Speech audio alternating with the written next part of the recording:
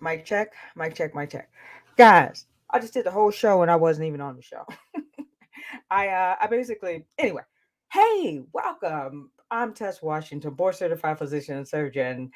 For those of you who are returning, welcome back. And for those of you who this is your first time, welcome to Tess MD TV, where we are live every single Monday night, 6 p.m. Pacific time.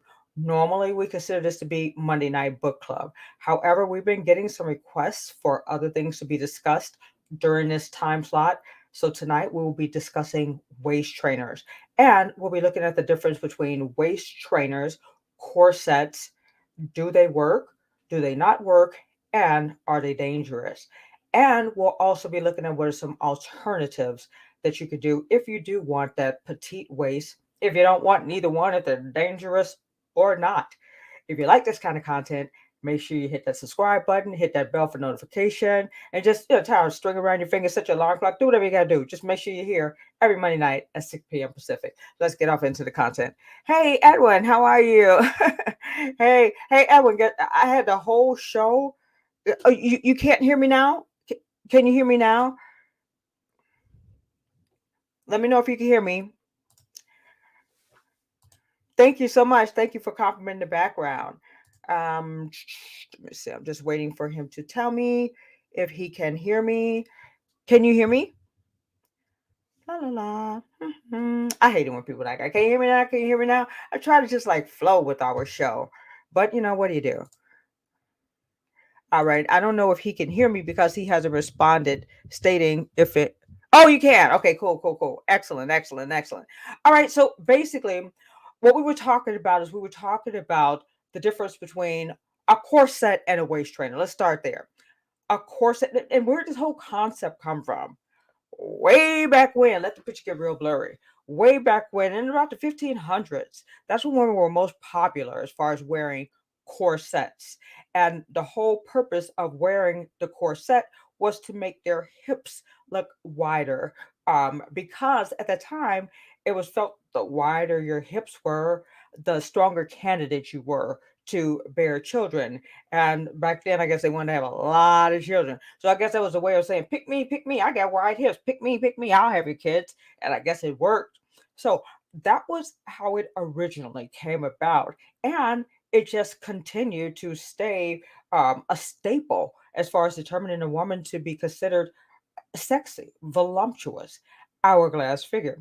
We also know that to be the fact moving on into the 50s and the 60s, Audrey Hepburn, Marilyn Monroe, the hour the hourglass figure girl is the one who got the leading man.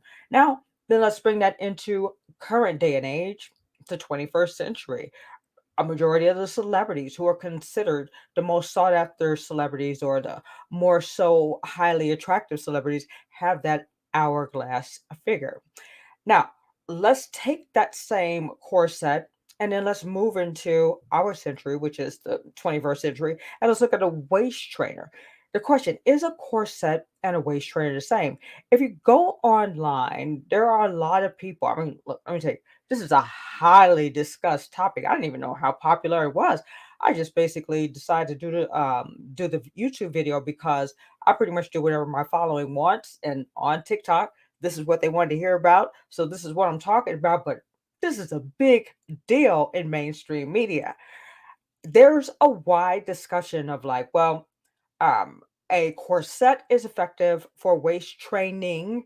However, a waist trainer is not effective for waist training. I found some information published on personal trainers, and I'm going to discuss that in a moment. Most of the information I found was on bloggers and the people who had affiliate links. Hey, let's talk about corsets. By the way, click the link. So I guess that's one of the reasons why I'm glad that I am in this space. I'm just here to share the facts. I mean, I just really want you guys to know from a physician's point of view. However, I'm not giving medical advice. If you decide to do anything, make sure you talk to your doctor. If you are not my patient, this is just for entertainment purposes only. All right. Now, waist trainers are made out of a different structure, fabric, and they do the same thing. They being corset and waist trainer, they do the same thing, but they do different things. There's another word I have to throw into the mix. It's called cincher, Cincher. And it's kind of like more so, it's kind of like cinches your waist. Now, from my research, that word was used interchangeably between waist trainers and corsets.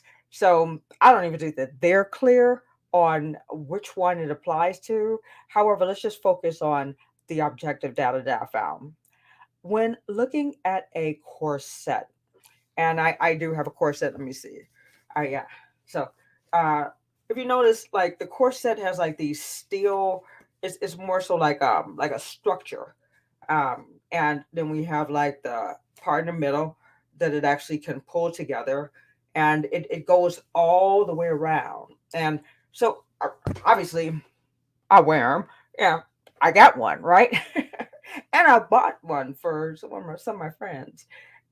Whereas a waist trainer, I got that too. Hold on a second, I'll be right back.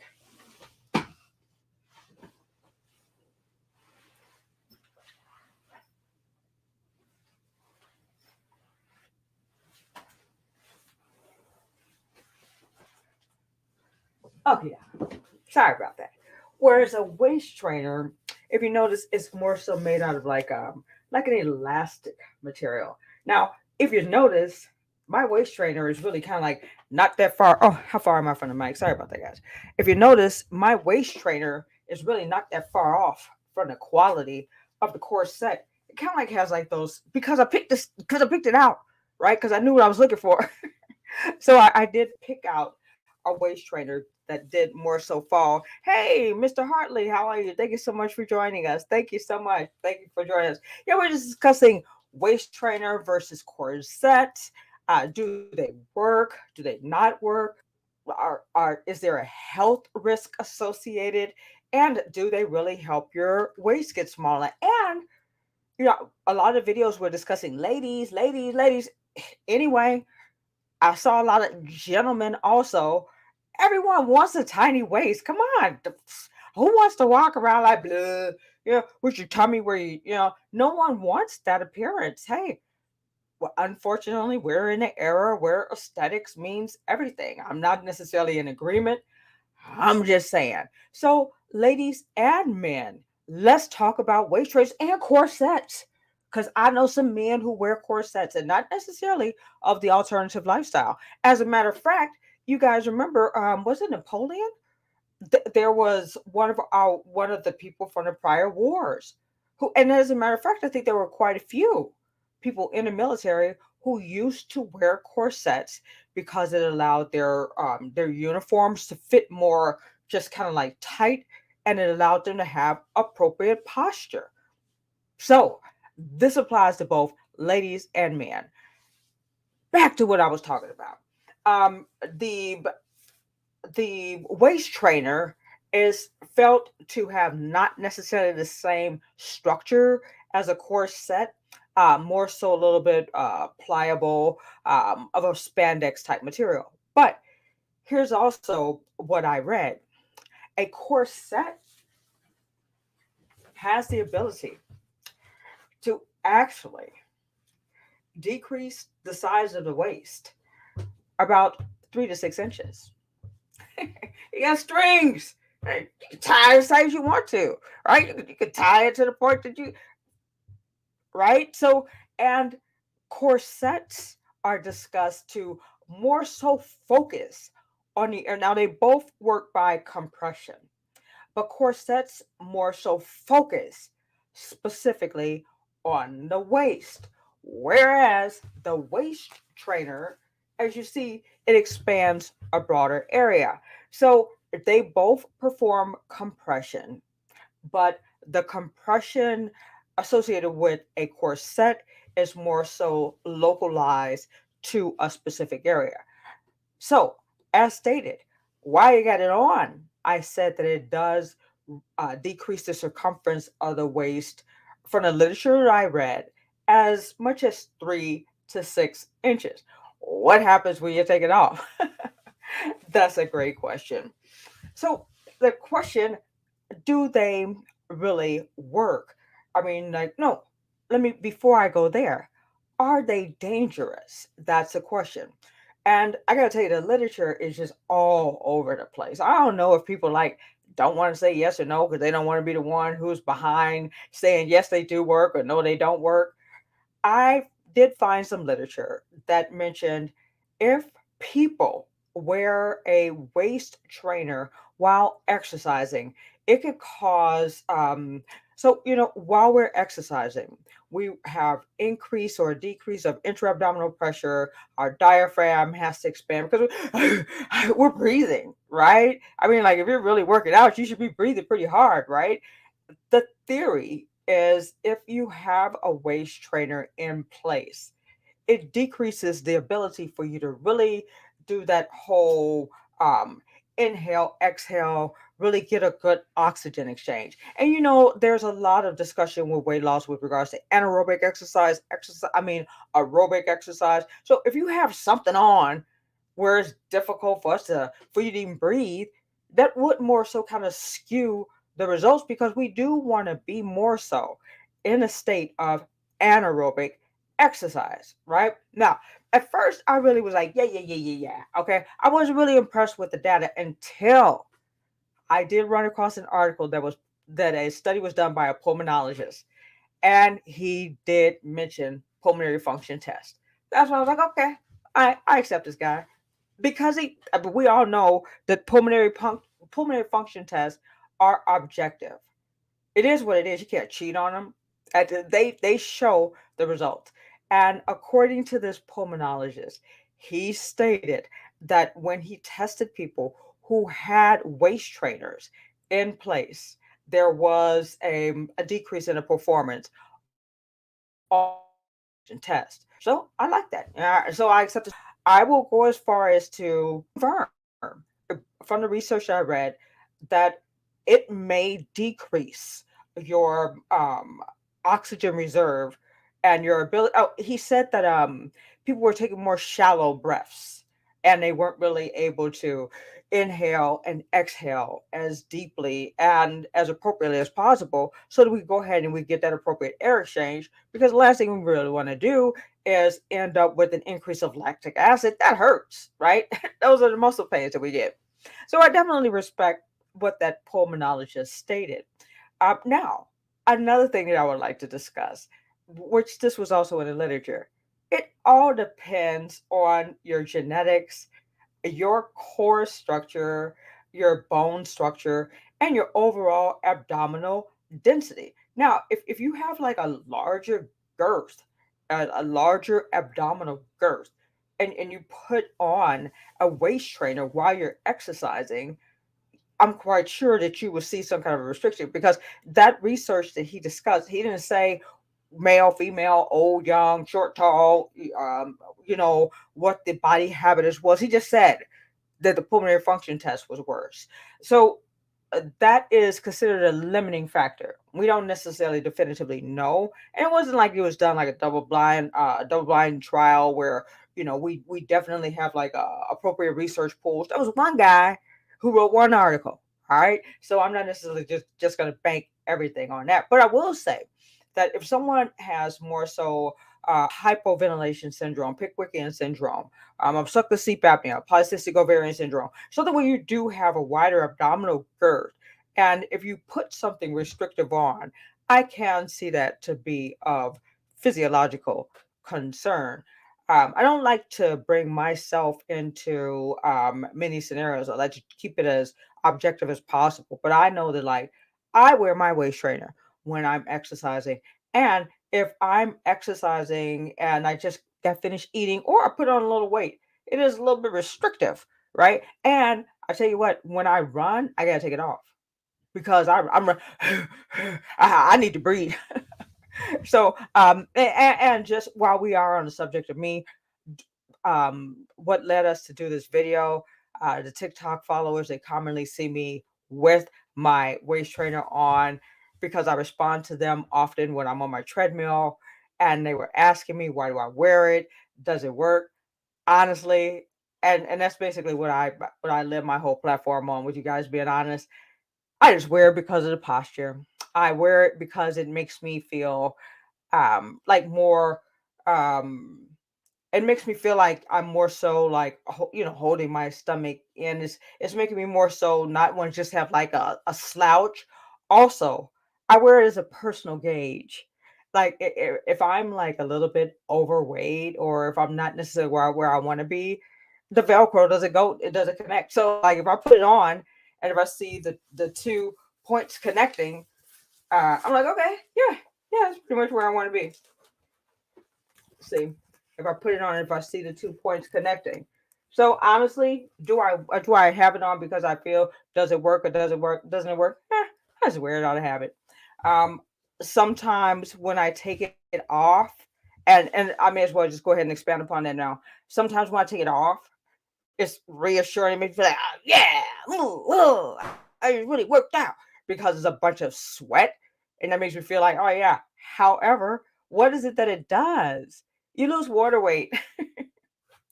So it's like a temporary situation, right? Because what 67% of the human body is made out of water, right? So even if you lose water weight in that area, secondary to osmosis is gonna come right back. It's just gonna come. It's just gonna come right back to where it was before. So one of the articles I read, it did mention if you wanted for like transient results, like if you got an event going on at night and you just kind of like want some amazing flat abs at night, you'll exercise, you'll get that definition. Probably by the time you wake up in the morning, your stomach will be back to where it was. Because there are also some preliminary things that we need to do going back to addressing the abdominal girth. If you have like gaseous bowels, as mentioned earlier, if you have an increase of subcutaneous fat, right? We know we have 2 kinds of fat: subcutaneous fat and visceral fat. If you have increases of subcutaneous fat, that's the fat like the Pillsbury Doughboy. You press the stomach and it jiggles. That's your subcutaneous fat, whereas your visceral fat is more so the fat that's wrapped around your muscles. If you have an increase of abdominal fat, which is giving you an increase of abdominal girth, if you are gaseous, and if you have a large amount of stool in your bowel, if you have not necessarily gone through a cleanse. We all know that many times we've like, had a nice good number 2 and it felt like, oh, it's a miracle. Where'd my stomach go? Right? Because we don't know necessarily how much bloating and how much water we're retaining in our mid abdominal region, secondary to residual stool, bowel, gas, inflammation. Another thing we need to take into consideration is hormones. Um, Fat loves estrogen. I think I've talked about this with you guys one time before. Fat loves estrogen. Yeah, or estrogen loves fat. They in love with each other, okay? And if we have an increase of subcutaneous fat, which, if we're talking about in the abdominal area, and if we have an increase of estrogen, that's going to be there, right? Whereas if we had a hormonal adjustment, and there's so many different things in the environment right now to just give us estrogen, when we don't. Okay, so let's talk about men. Estradiol is one of the breakdown products of testosterone. There are various ways that men can end up with estrogen not knowingly. Also, a lot of the food containers, a lot of the plastics that we drink out of. The list is endless as to how we can accidentally incur estrogen.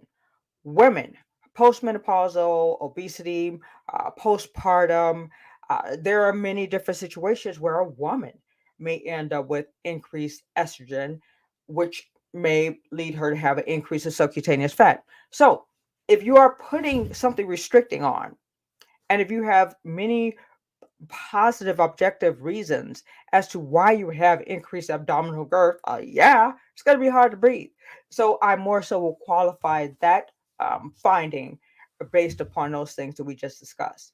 There was also some discussion that I found of waist trainers causing harm postpartum.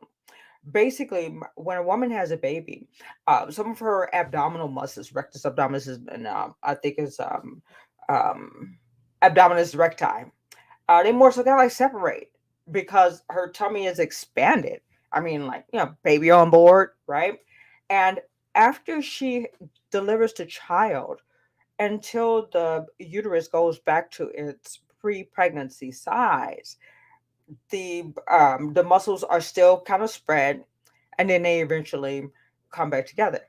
There was one paper that I read that stated a lot of times women postpartum will wear a waist trainer. Listen to this, guys. It stated that a lot of times women postpartum will wear a waist trainer to kind of like, help to kind of like, get the belly back to where it was. And then it even mentioned that they shouldn't do this because it caused uterine prolapse. Now, I cannot find a paper to substantiate that. So I'm not necessarily going to endorse that, because I even tried to physiologically, like, 1 plus 1 equals 2. I can't. I didn't necessarily see that to be a case. So according to the paper I read, it stated for women postpartum who are trying to get their abdomen back, to where it was prior to having a baby, they should not wear waist trainers. Once again, I will refer you to your OBGYN, your primary care doctor, and discuss that and look at the literature. I can't necessarily agree or disagree with that result. Now, there was another discussion of should a person wear them while sleeping? And the doctor who I read his article, he stated absolutely not. And I agree. When you're asleep, you're asleep.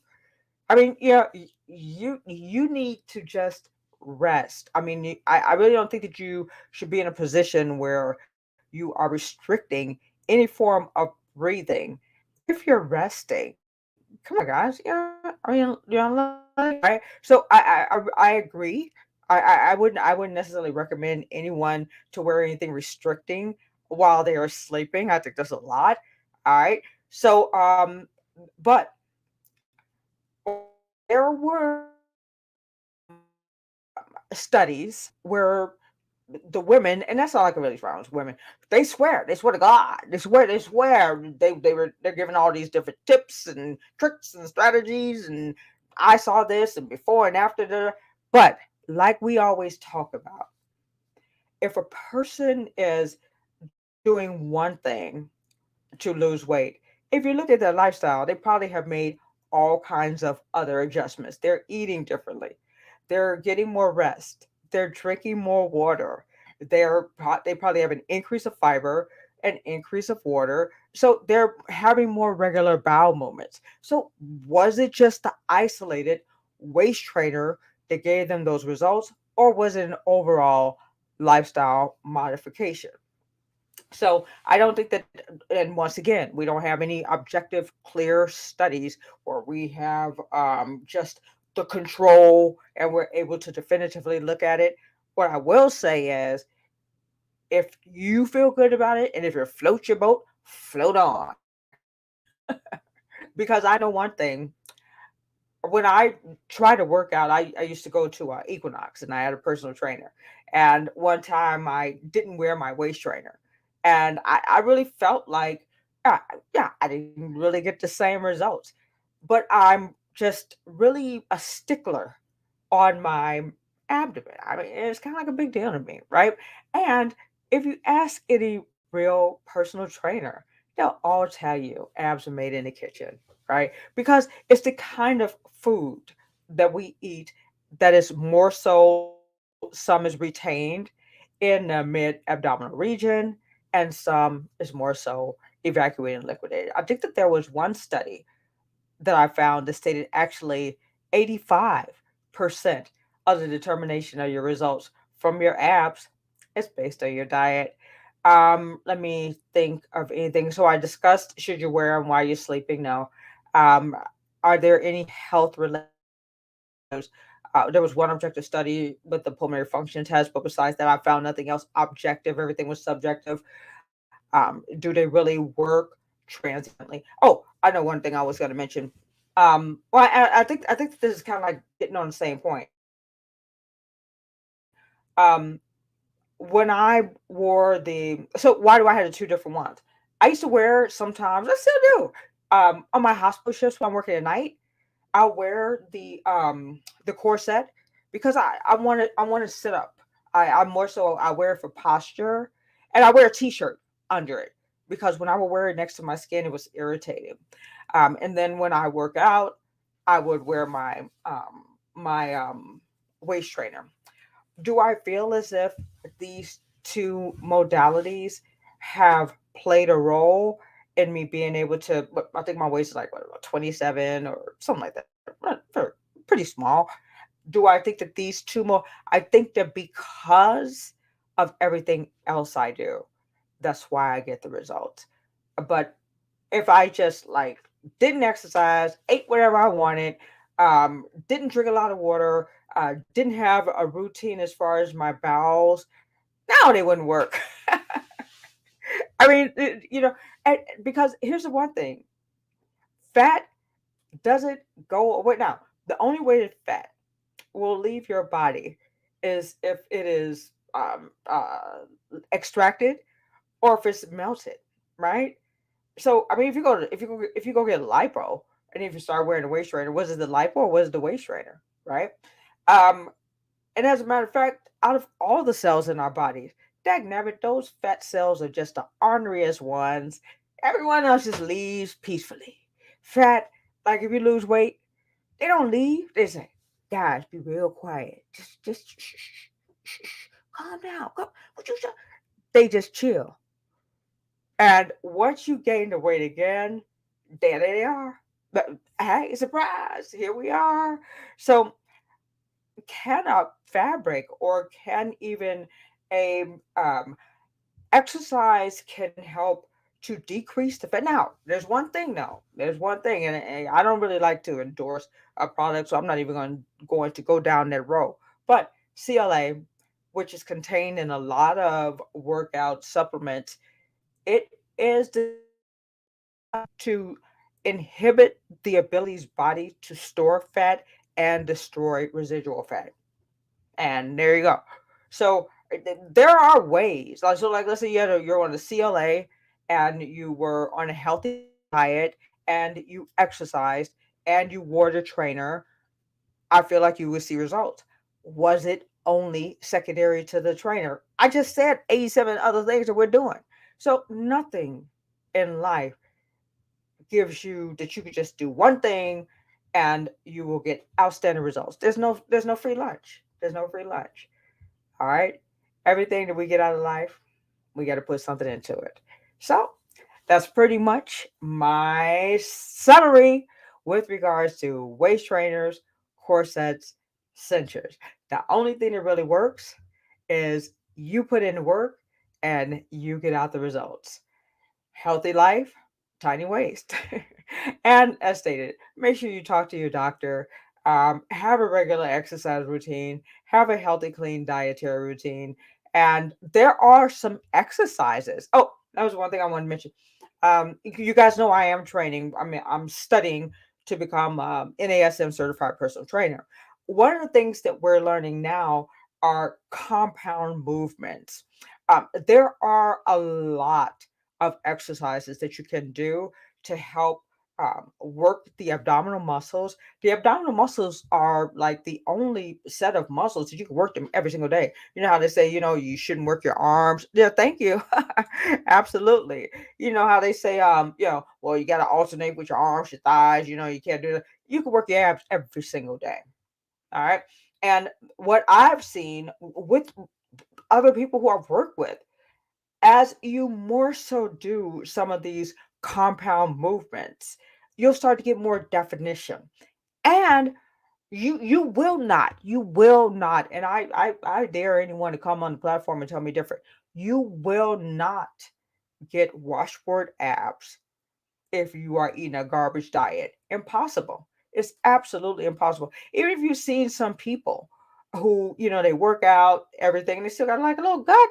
And you ask, like, oh, I drink beer. Yeah. And I'm not saying there's anything wrong with that. Yeah. I'm just saying, walk the walk and talk the talk, you know. And then let's move away from that. Let's say you do have a fluffy tummy. That's fine. Let me tell. I almost missed that, Doctor Hart. I mean, Mr. Hardy. Be you. There's a lot of pressure in society to fall into a certain class or to look a certain way, or to be a certain height, to be considered quote unquote beautiful. But I gotta tell you, I've seen some men and women that were morbidly obese and were some of the happiest people I've ever seen in my life. All right. So the first thing you got to do, it doesn't matter. Your waist could be this big, teeny tiny. But if you're not in love with yourself, you're not going to be happy. So the first thing you got to do is find inner happiness, inner peace, love yourself, and inner self respect. That's the first thing you got to do. Now, if you are genetically and structurally and hormonally balanced, and if a small waist is something that you can achieve, go for it. If you can't achieve it, wear this under your clothes. No one will see it, right? And there are surgical interventions. I mean, there's like a lot of doctors in Beverly Hills that make a killing off of this. I mean, like, you know, I think was a doctor I can't think of his name right now. But I mean he does. I mean he has like a very strong male clientele where they come in and they get men are getting pecs. Guys, like I said, don't think it's just women. There are men who are serious when it comes down to their waistline. For real, for real. All right, so ladies, it ain't just us, right? It's everyone, right? And we all have hormones. We're all mammals. We all are exposed to the Western diet. Even people from other countries, I'm quite sure they have other things that are going into the diet. The main thing I want to mention, you guys, before we close out, we all just went through this pandemic, or we're still going through a pandemic. Sedentary lifestyle has put our bodies in a position that it has never seen before. Americans and people in general already had a problem with being sedentary. If you look at all the mammals on the earth, humans are the only mammals that just think it's okay to just sit around and do nothing. Hey, you go look, a cat dog, they run around outside. The lions, or the squirrels, everyone's running except for us, right? And that's unusual behavior, right? So we need to incorporate increased exercise more so in our diet. But over the past year or so, we were forced to stay inside. And we were also placed in a point of increased cortisol, worrying about financial situations, our job, our family members, losing family members secondary to the virus. Right? So I just want you to have that in the back of your mind. Some of the things that you maybe did before where weight loss was a lot easier, it may be a little bit more difficult now. Yeah. So let me see. What's going to be the topic for the? Oh next week we will be talking about wrinkles. I think what our topic it is called the when the war on. Hold on a second. I wrinkles. And as a matter of fact, hey, if you like this kind of content, push that subscribe button for the people who are watching this on repeat. Thumbs up, leave a comment, share, and come on back, join the family. You guys have given me a full content calendar. I may have to increase a day. I may have to go beyond my Monday at 6 p.m. Pacific because you guys are giving me topics. So we had one request that came in to talk about eye bags, but the most popular request that we've gotten is I'll tell you the title of our next it is called okay, it's called when the wrinkle war without Botox. We have a lot of people that are coming in my comments, like concerned about wrinkles, and appropriately so. And a lot of the younger girls, like I think I had the one that was 20, and that's when I was like, no, I can't allow that. I can't allow that.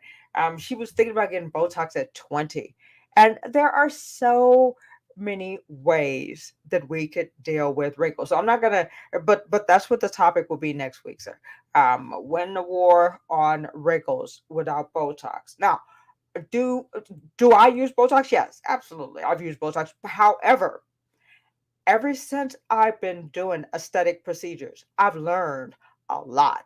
And my increased training in functional medicine and more of some of the natural training, I'm like, you know what? There are other ways to get some of the same results. If we think about a lot of the celebrities, like what Marilyn Monroe, going back to I didn't see them with any botulinum toxin going to their dermatologist or their cosmetic surgeon. They were beautiful. How did they do it? We'll talk about that next Monday. So, yes, that's going to be a topic next Monday. And if there's something you want to hear about, please leave a comment, hit me on my DM. My phone number is right in the description box. Call me, leave a message, let me know. But as it stands right now, we have content pretty much to see us all the way through the rest of October. What are some of the other things that we're going to be talking about? As mentioned, bags under your eyes. Well, it's written down. I mean, I am still kind of nervous with this. You know what I'm saying? I am a doctor. I'm not. I'm like a fish out of water. I'm not necessarily in my comfort zone, but I really do want to thank you guys. Man, you guys see, our channel is growing organically. Right? I've had this channel for years, and work is always taken precedent, and I never really had time. And after my mom got sick, that's when I more so decided that I know it's gonna be fun next week. Men too, guys. I'll finish that top, but men too. Look, let me tell you something. Anything that I'm discussing with regards to women, we're gonna say is unisex because men care about their look. Do not get me started on some of the comments I get from men when it comes down to hair loss. Men are more serious about their mane than women. And I agree because a man can't just go online and order a wig and then just show up at work, right? I feel them, right? So, yeah, so hair loss is a big deal. So, anything that women are concerned about, men are concerned about too. But we got some really good topics going on. But I purposefully did not, I've had this channel for, I don't know, a long time, I think. 5 years. And I purposefully did not want to start a new channel, even though it's recommended, because my channel is considered old, right? I've stopped, start, stop, start, stop, start. And I was like, you know what? I'm going to get on my same channel. And whoever wants to be a part of what we're doing, come on, come on. And you know what? I am just thrilled with my Edwin and with my Mr. Hartley and with the distinguished gentleman. And if there's one person here, you remember last week there was no one here and I had a ball. So, I'm not necessarily doing it for, I don't have a specific goal except for to help people with the content that I'm putting out. And as long as someone can have a question answered, or well, I can't answer any questions because I can't give medical advice because I'm not your doctor. You guys know what I mean, right? But as long as I can shed some light on some topics or point you in the right direction so that when you do go talk to your doctor, it can more so endorse what your doctor said, I feel good about it. So the link will be in the description box as far as some waist range that I recommend on Amazon. And if you want me to be your doctor, we do take virtual clients. I'm not necessarily doing a commercial for myself, but we do take virtual clients. And I'm licensed in Illinois, Indiana, Montana, New York, Nevada, and California. Feel free, come through. Call my number. My staff will get you hooked up, and we'll see you virtually. And that's about it. So, as stated, feel free, subscribe. If you just push the button and make sure you hit that bell notification. We're here every single Monday night, 6 p.m. Pacific time. I'm Dr. Tess Washington, board certified physician, surgeon, and we will always be discussing ways to optimize your looks, love, wealth, and your health. So, if there's nothing else from my co-stars, we'll go ahead and we'll call this an evening. Take care, and I'll see you next week.